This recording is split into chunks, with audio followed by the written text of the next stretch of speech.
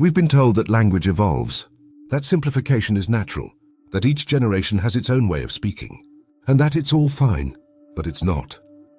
And it's not just a generational quirk. It's the symptom of something deeper, a collapse in structured thinking, a shift where precision no longer depends on knowledge, but on staying afloat in digital chaos.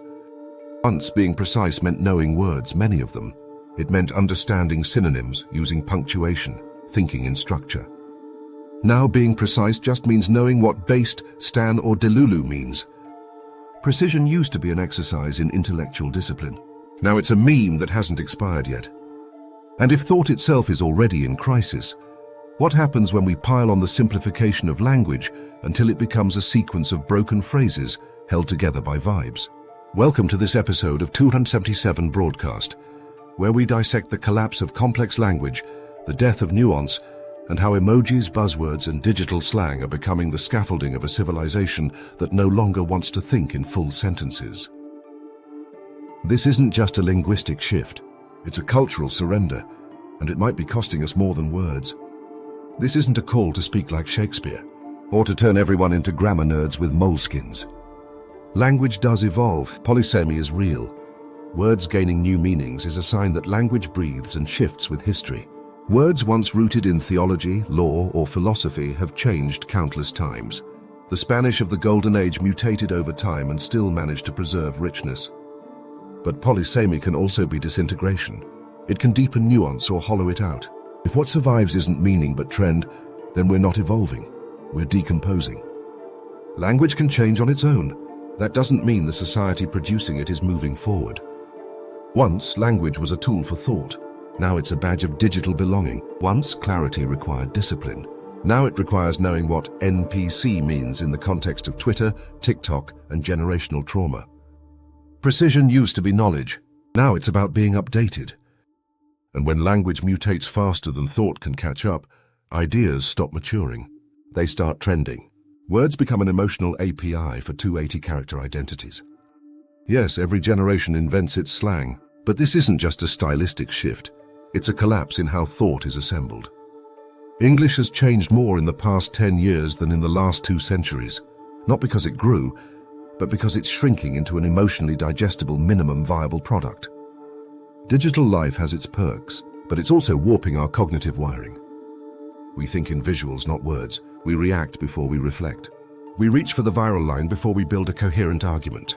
If an emoji can explain it, why bother writing a sentence? If an idea takes more than 10 seconds to explain, it gets thrown out. It's not that people are dumber. It's that the system no longer rewards complexity. And when complexity is punished, language becomes a liquid diet for minds that forgot how to chew. Language used to force layered thought. Now, everything must be instantly digestible or discarded. Not understanding used to be a knowledge problem. Now it's a patience problem. When language collapses, when words lose their structure, when everything becomes an impulsive blur of symbols and sound bites, so does our ability to understand the world. Want to see where context dies? Look at comedy. A double entendre used to be just a joke. Now, if someone misses the irony, they assume the worst. My cousin's so lazy his spirit animal is a koala in a coma. Once a harmless punchline. Now it's, are you mocking marsupials? Is that depression shaming? You're promoting toxic sloth stereotypes. That's not sensitivity. That's a complete inability to read tone, context, or intention. If sarcasm becomes indistinguishable from a serious statement, the problem isn't in the joke, it's in the listener. A mind that can't read nuance becomes a censorship engine running on emotions. We're heading toward a society where language gets shorter, shallower, and more ambiguous. Arguments will go nowhere because no one knows how to interpret context.